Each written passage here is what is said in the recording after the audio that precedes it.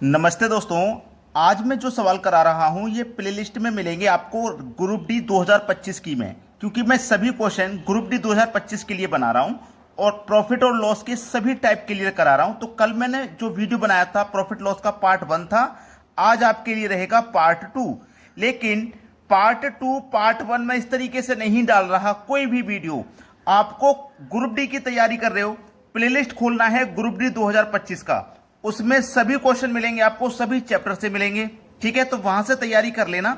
चलिए स्टार्ट करते हैं। पहला सवाल, 12 वस्तुओं का विक्रय मूल्य 9 वस्तुओं के क्रय मूल्य के बराबर है, तो लाभ अथवा हानि प्रतिशत ज्ञात करें। ठीक है, बहुत अच्छा सवाल। कहा है 12 वस्तुओं का विक्रय मूल्य, विक्रय मूल्य का मतलब सेलिंग प्राइस। ठीक है, 9 वस्तुओं के क्रय मूल्य, 9 वस्तु क्रय मूल्य का मतलब कॉस्ट प्राइस कि क्या है, बराबर है, तो बराबर ले लीजिए। अब देखिए इधर क्या है, सेलिंग प्राइस है।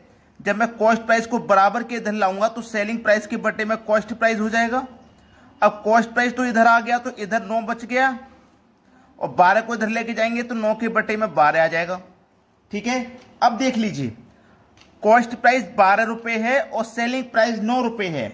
अब हम 12 रुपए की चीज को 9 रुपए में बेच रहे हैं, तो 3 रुपए कम में बेच रहे हैं, तो हमको 3 का हानि होगा।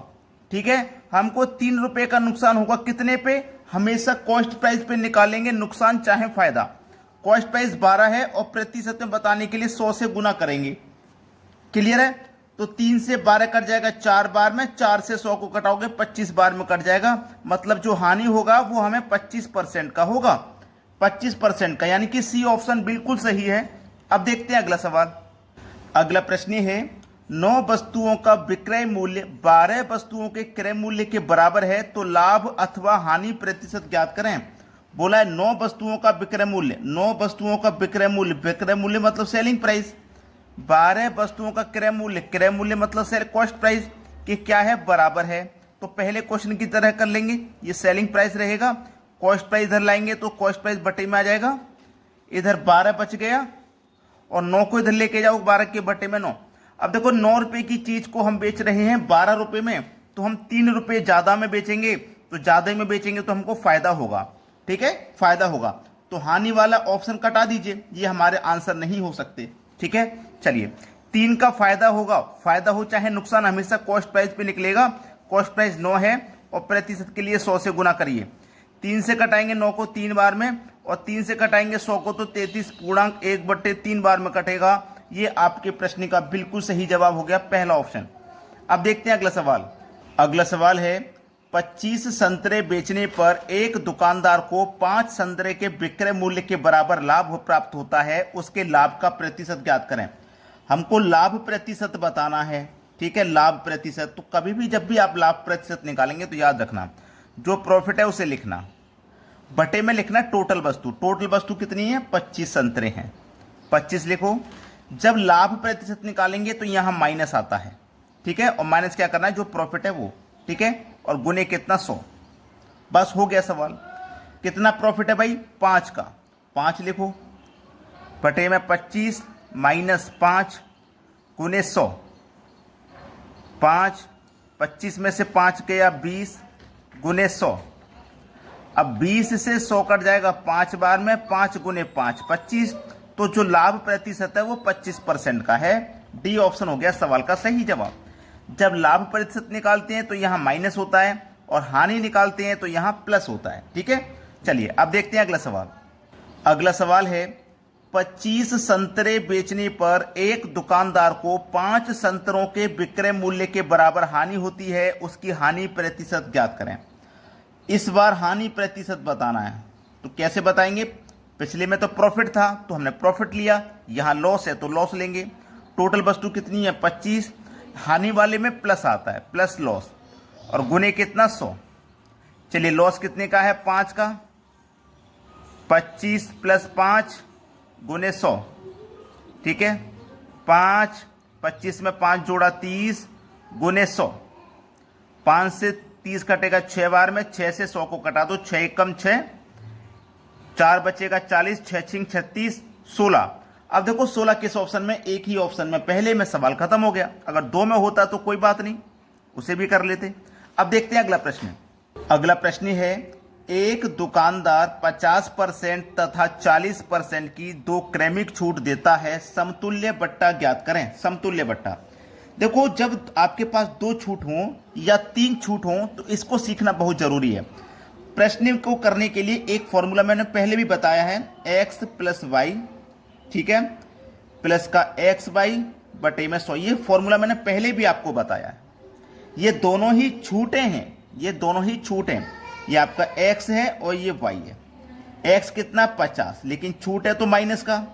y आपका 40, लेकिन छूट है तो ये भी माइनस का। माइनस माइनस प्लस, x आपका 50, y आपका 40 बटे में कितना 100।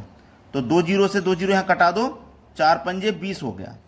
माइनस 40 माइनस का 50 माइनस का 90 और प्लस का कितना 20। माइनस 90 में से प्लस के 20 घटा दो, माइनस के 70। तो माइनस 70 आने का मतलब है कि यहाँ एक जो छूट बनेगी वो 70% की होगी।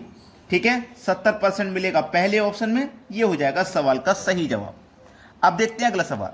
अगला सवाल है, एक दुकानदार 50%, 40% तथा 20% की तीन क्रमिक छूट देता है, समतुल्य बट्टा ज्ञात करें। इस बार आपके पास तीन छूटें हैं, तो पहले तो आपको x और y यही लेना है।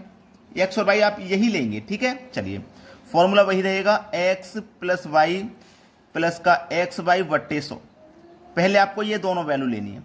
ये छूटे हैं तो माइनस के रहेंगे, माइनस का 40 माइनस माइनस प्लस 50 गुने 40 बटे में 100। 2 जीरो से गए 2 जीरो, 5 चौको 20, माइनस 50 माइनस 40 माइनस का 90 प्लस का 20 माइनस का 70। इन दोनों को सॉल्व करने के बाद एक वैल्यू आ गई 70, एक वैल्यू आ गई 70 दोनों को सॉल्व करने के बाद। तो ये जो एक वैल्यू आई है हम इसी फॉर्मूले में रखेंगे दोबारा, x प्लस वाई प्लस का एक्स वाई बटे में 100। ठीक है, अब देखो ये जो 70 आई है ना, इसका मतलब है x की वैल्यू है दूसरे, क्योंकि हमारे पास तीसरी छूट है ना, इसको भी सरल करना है। तो हमारे पास माइनस का 70, ये भी छूट है तो ये हमारे पास y है अब, और माइनस का 20, माइनस माइनस प्लस, x की वैल्यू 70 y की वैल्यू 20 बट्टे 100। 2 जीरो से आपने ये 2 जीरो कटा दिए, 7 दूने 14 आया। 70 और 20 मिला के माइनस का 90, और ये कितना प्लस के 14। 90 में से जब आप 14 को माइनस कर दोगे तो आपके पास कितना बचेगा, माइनस का 76। तो 76%, ठीक है, तीनों छूटों को मिला के एक छूट बनेगी 76%, जो कि हमारे डी ऑप्शन में दिया गया। सही जवाब आ गया। अब देखते हैं अगला सवाल। अगला प्रश्न है, किसी वस्तु को 425 रुपए में बेचने के बाद हुआ लाभ यदि उसे 355 रुपए में बेचने के बाद हुई हानि के बराबर है तो उस वस्तु की लागत क्या है। देखो, ऐसा सवाल कभी भी पूछे तो आपको करना क्या है, दोनों वैल्यू को जोड़ के 2 से डिवाइड कर देना है, क्योंकि इसमें लाभ और हानि दोनों बराबर है। ठीक है, तो दोनों वैल्यू को जोड़ के 425 प्लस 355 दोनों को जोड़ के 2 से डिवाइड कर देना। दोनों को जोड़ेंगे तो 780 आ जाएगा, और 2 से डिवाइड कर देंगे तो 390 आ जाएगा। डी ऑप्शन बिल्कुल सही है। सभी बच्चे वीडियो को लाइक और शेयर जरूर करें। ठीक है दोस्तों, धन्यवाद।